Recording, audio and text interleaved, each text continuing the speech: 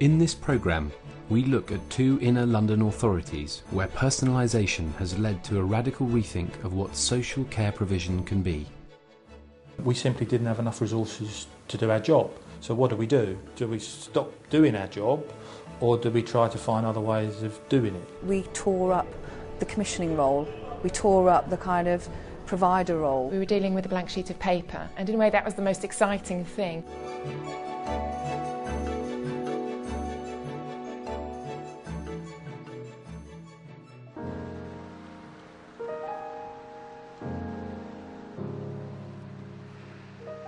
In the heart of London lies Camden, where great affluence coexists with great poverty. Here, the local authority has begun to embrace personalisation across the board, not least in its provision for one group of people relatively high in number in the borough. We recognise that our day centres for younger adults with mental health problems were being commissioned in a rather old-fashioned way, with how many people would go through the door and how many types of activity they do and so on. When the time came to put the contracts for Camden's 3 mental health day services out to tender, the authority took the chance to reformulate their commissioning process. We used to say, we want you to be able to deliver this number of places for this number of people. How much is it going to cost? And we just turned that completely around to be person-centred and say, we want these outcomes. What's your offer? How are you going to meet them? For one local provider who already operated one of the day services, the council's request inspired a re-evaluation of how they supported people. Traditionally, we work with excluded groups of people in excluding ways. We take people out of society and we try to fix them, and then when we think we've sort of fixed them, we return them back. We thought about that a lot and sort of decided that actually as a process that didn't really work for us. Having already begun to incorporate elements of co-production, in response to the personalised tender, Holy Cross Centre Trust boosted levels of user involvement using a volunteer time exchange. Time banking is where people from all over the community come together. It includes service users, general public, staff, and essentially 1 hour of somebody's time equals 1 time credit. It's as simple as that. Now at Holy Cross, activities from computer classes to a women's group are led by service users. In return for contributing time to help others in this way, people get time bank credits, which many spend on training, leading to qualifications which in turn enable them to play an even greater role in the centre's operation. At Holy Cross Centre Trust, we don't just see people as service users, volunteers or staff, we try and see just people. Ahmed has gone from sort of strength to strength, really. Been working in the kitchen with us. I am from Iraq. Because I am asylum seeker in the first time and don't allow to take any job and to do anything until my case is become clear. My time banking, I always use it, take some courses in food hygiene, in mental health, and I am now in advice and guidance in level 3. Ian's been coming to the centre for just over a year. Over a period of time, Ian's got much more involved. This mad monarch was returned to the throne with the heart of help from Richard Neville and the hair of Warwick, the Kingmaker. Oh, Christians, aren't they? Very young. He organises a quiz night, and now he runs twice a week his own support group. How's the men's group going? Lots of men. Yeah? Can I ask what you talk about, or am I not allowed to? I'll disguise myself one day. Infiltrate the men's group. Holy Cross Centre Trust really treats people as resources in their own right, as citizens with something to give back, not just as passive recipients of the services that we choose to give them. Despite winning favour for their outcome-focused approach, the tendering process posed a problem for Holy Cross, since Camden now wanted a single organisation to run all 3 of its day services. At the time, we're a small provider, and logistics of taking over a large contract would have been actually quite problematic for us. Sam and his colleagues tried to get around this by teaming up with 2 larger organisations, Mind Camden and the Volunteer Bureau. We got into all sorts of interesting discussions with our finance colleagues about whether we could have a consortium which included organisations which were technically too small to take on a contract of this size. In the end, we got to an agreement whereby if you had one organisation which was sufficiently robust, they could be the lead provider, and the others were allowed to be part of the contract. And that really helped with the small provider issue because they couldn't have competed by themselves. So we were quite pleased to have found a way around that quite, the procurement rules, which appeared quite rigid. The consortium was successful in winning the contract, but Sam remains acutely aware of the hurdles facing small providers in getting commissions from local authorities. We probably at the moment are providing about £40,000 or £50,000 worth of business a year to Camden. So we need to raise our indemnity insurance to £10 million, and that actually costs us £9,000 annually, which is heading towards a sort of 20% of the income that we're receiving from that pot of money, which again causes us all sorts of problems as a small provider. To help small providers over these hurdles, Holy Cross decided to extend the time banking concept from people trading hours to organisations trading resources. The sector's not very good at sharing stuff. We've got a standard gag really, we've got a very special table tennis table. Why is it special? It's because you've got to have mental health problems to use it. Old people have got theirs, young people have got theirs, Bengalis have got theirs. And actually there's much more fun to be had in sharing table tennis tables. What we needed to do was find a mechanism of opening up resources, and we settled on something called Camden Shares.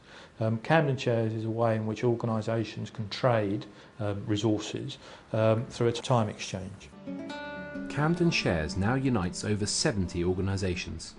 Commissioners are hopeful that by tapping into it, in the future they'll be able to give small providers greater access to commissions.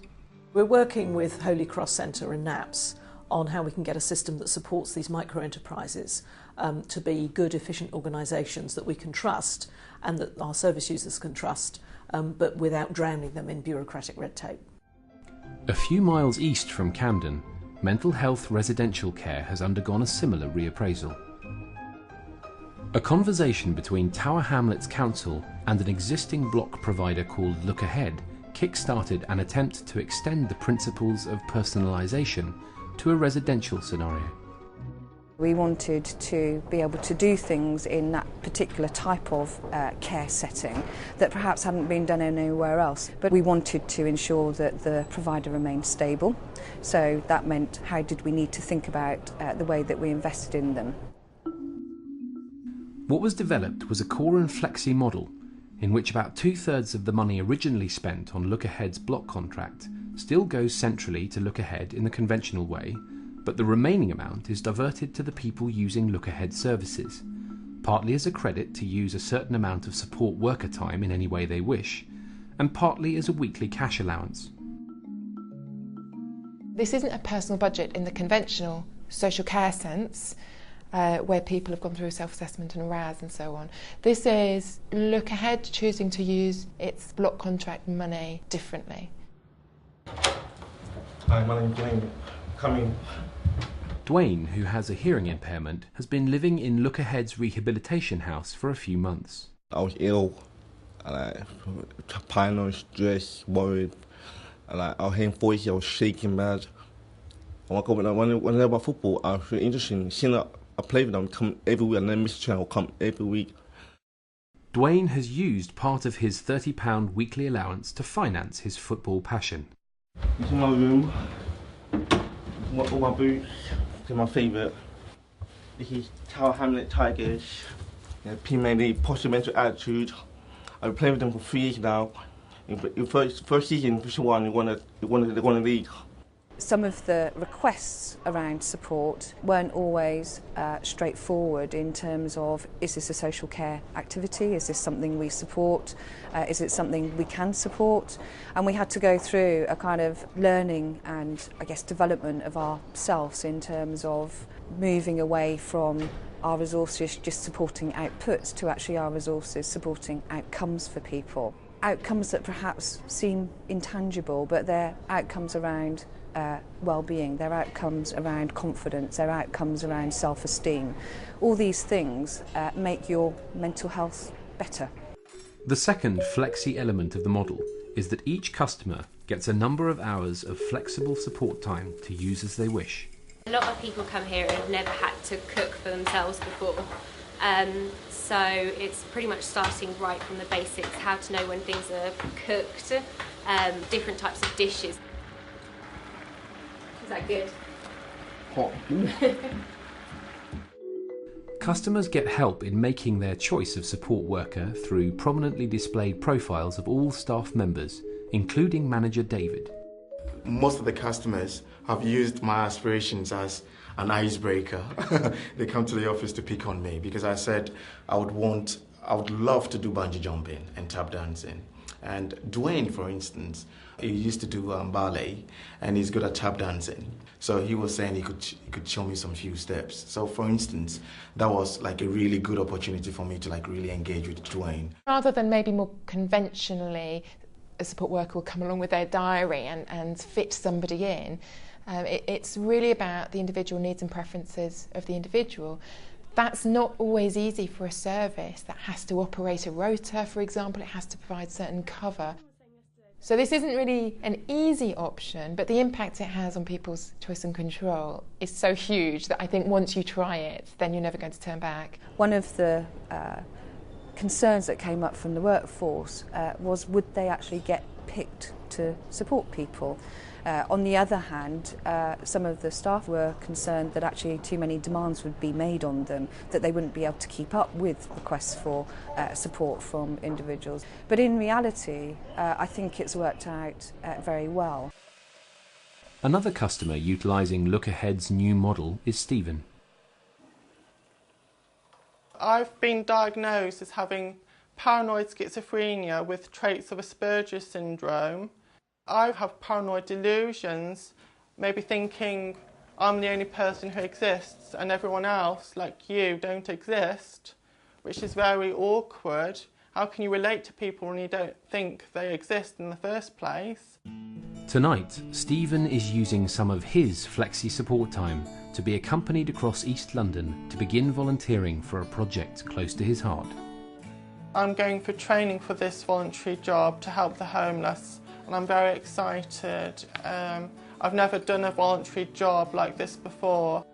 I was once homeless myself, and I know how it feels to be homeless.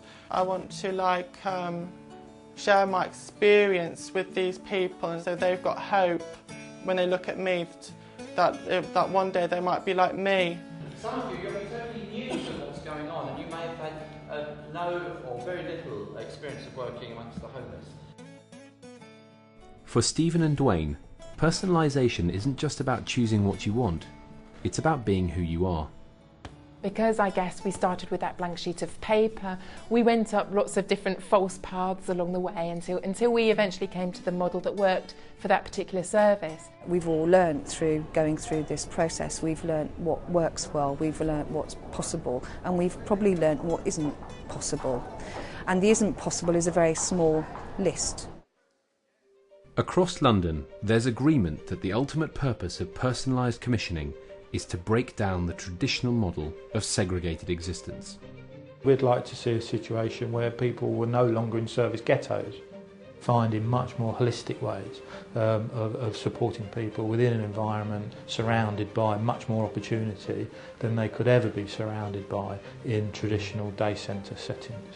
Over time, I think we'll see a much more blurred boundary between recipients of social care and ordinary citizens who are living their lives with a bit of help from the finances that we can provide for them.